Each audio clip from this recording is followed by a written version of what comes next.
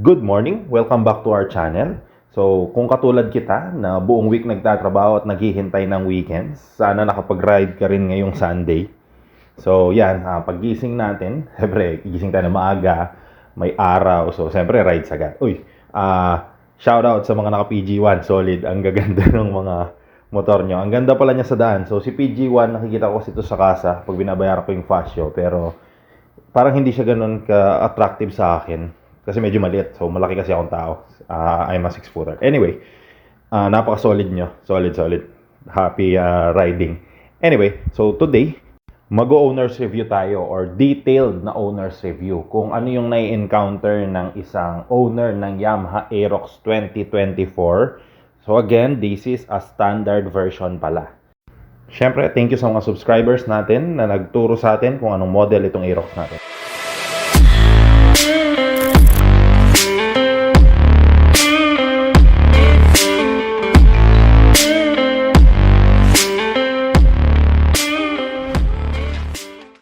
Alright, so ito ang ating Yamaha Aerox 2024 na 155cc standard version.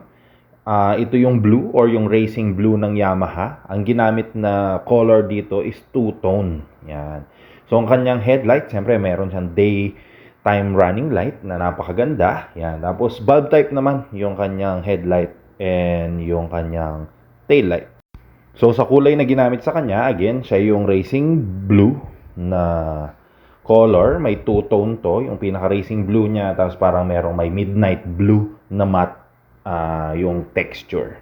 Yan. So, kanyang LCD, yan yung LCD is yung katulad sa mga sa R15, yung inverted. Malinaw yan, umaga, gabi, kahit maliwanag yung araw. So, yan yung pinaka-cockpit natin or yung nakikita mo pag nagra-ride ka, nagmomotor. Yan yung pinaka-nakikita mo. Sa seat and sa tail light, wala akong masasabi kasi napakaganda ng design ng tail light. Yung seat texture niya, maganda, makapit, and malambot upuan. Yan. Sa gulong, yan, napakakapal ng gulong. Ito pala, yan, very, lagi kong nasasabi na napaka-smooth or very, parang paano ba i-explain yan? Parang napaka-ganda ng handling niya. Dahil yun doon sa makapal na parang semi-slick na rear tire natin. Yan. And regarding naman sa mga button niya, napakaganda ng button. And gustong-gusto ko tong sa gas tank niya kasi easy access. Hindi mo na kailangan bumaba kung magpapagas ka lang. Yan. Tapos meron siyang, yan, lalagyan ng gamit dito. Yung kanyang upuan or yung pinaka cargo space niya. Napagkasya namin yung large na helmet ng LS2 na isara naman pero medyo masikip actually. Okay, balik tayo sa riding experience kasi yun naman yung karamihan na gagawin natin or at least 98-97% na gagawin natin dito sa Yamaha Aerox, yung pagra-ride. Yan. So unang-unang napansin ko sa Yamaha Aerox with my ownership na magto 2 months na now is tumatama yung paa ko dun sa baba or yung dun sa, pag yung first na andar ka, medyo tumatama yung paa ko dun sa may stand niya. Or yung sa, yung sa may stand sa baba. So, parang medyo mababa siya. Though, supposedly hindi naman. Hindi ko alam kung dahil ba sa riding position ko or sa pag-angat ng paa ko. Basta medyo tumatama siya dun. Yan. So, para sa akin, medyo parang issue yun. Kasi hindi ko na-encounter yun dito sa ADV 160. Hindi ko alam. Mas mataas ng konti yata si ADV 160. Pero pag katabi kasi sila, halos parang pareho lang naman eh. Anyway, pinag-uusapan ng ADV 160 versus yung Aerox. Dati ayaw ko silang i-compare. Pero since hindi naman nasa same price range, more likely if yung ABS version. Pero ito, tsaka yung 160 kasi, sa riding, sa delivery ng power, halos nandun na, pareho lang. Medyo napapansin ko lang dito sa Aerox, another thing na ayaw ko, actually hindi naman ayaw, parang nitpicking lang, is yung gulong. Unang-una, maganda yung power delivery niya siguro nga dahil dun sa parang semi-slick niya gulong na makapal. O more likely, kakapal mo pa ng konti, parang pang big bike na nga na 400cc. Pero, may disadvantage din. Kasi, napansin ko, katulad nung nag-ride kami na maulan, medyo madulas siya. Honestly, sa bagong ng gulong, hindi naman super bago kasi nasa 7,000 na yung tinakbo ng gulong. Pero brand new yung gulong from Casa. Yun, yung nakasaksak niya na stock, medyo madulas sa basa. Hindi katulad nung ADV. Though, alam ko, wag nyo sasabihin na kasi yung ADV pang adventure. Yan. Kasi nag-R15 naman ako. Yung R15, hindi ko naramdaman na ganun dumudulas. Sa buhangin, hindi ko pa na-try. Ayokong i-try, delikado yon.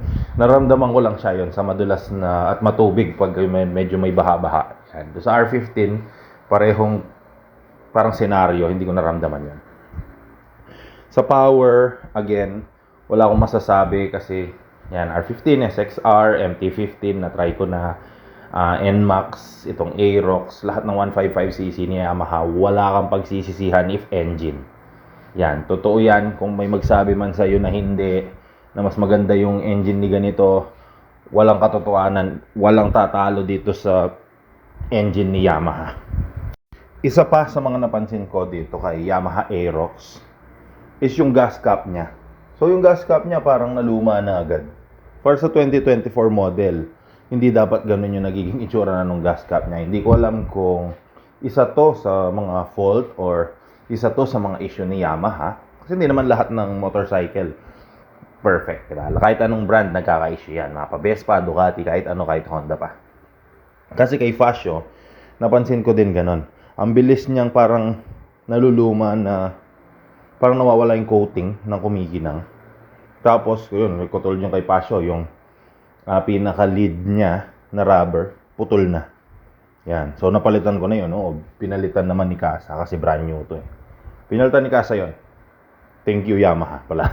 Again. Pero itong sa Aerox, yan. So, since hindi to brand new na bili, hindi naman nila i-warranty yung part na yon. O baka sabihin na naman nung iba dyan na binabayaran ng ganito, ganyan. Katulad nung sa mga, yung sa Honda ADV na video ko, sabi binabayaran daw ako ni Yamaha para siraan yung Honda ADV. Again, ownership and first ride or first impression review po itong mga to. Kung ano lang yung na-encounter natin para alam na mga gustong bumili. So katulad to, binili ko po itong Aerox na to. Hindi po to iniram lang or vini-video para sabihan ng pangit or maganda. Anyway, pag-usapan naman natin yung isa sa mga gustong-gusto ko na napansin ko dito kay Yamaha Aerox. Diba sabi ko, yung mga engine ng R15, yan. Compare natin siya sa R15 kasi medyo racy siya. So, si R15 ma-vibrate. Yan. May magsasabi na hindi, pero hindi totoo yun. Ma-vibrate yung R15, ma-vibrate yung SXR. Itong Aerox, kahit hindi naman makipagkarerahan, kahit testingin nyo yung speed nila, nasa ganun din lang. Baka nga mauna pa to kasi automatic, mauuna ka makakalis. Kung duluhan, hindi ka naman ganun may iwan nung R15. Kasi na-try ko na yon. I mean, baka sa ibang rider, no? Siyempre, minsan depende sa rider. Pero almost nasa ganun yung power and speed na kaya nilang i-provide. With siguro proper riders, hindi katulad ko na mahilig lang magmotor. Yan. So, pareho naman sila almost ng speed. At least para sa mga normal riders na katulad natin. Pero itong Aerox walang vibration.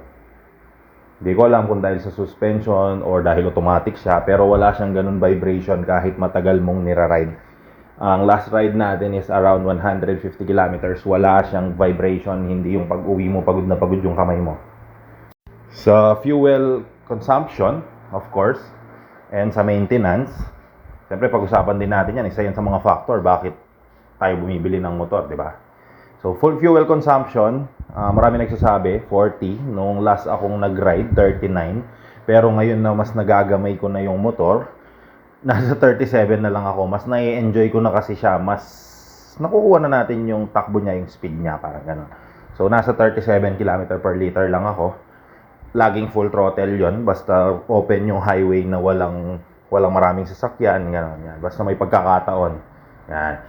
Tapos, 100 kg ako plus si Mrs. So, dalawa kami nakasakay dun sa 37 km per liter na yan. wala namang kami ibang gamit. So, yun lang yung weight namin. And then, ako lang yung 100 kg, no? Plus pa siya.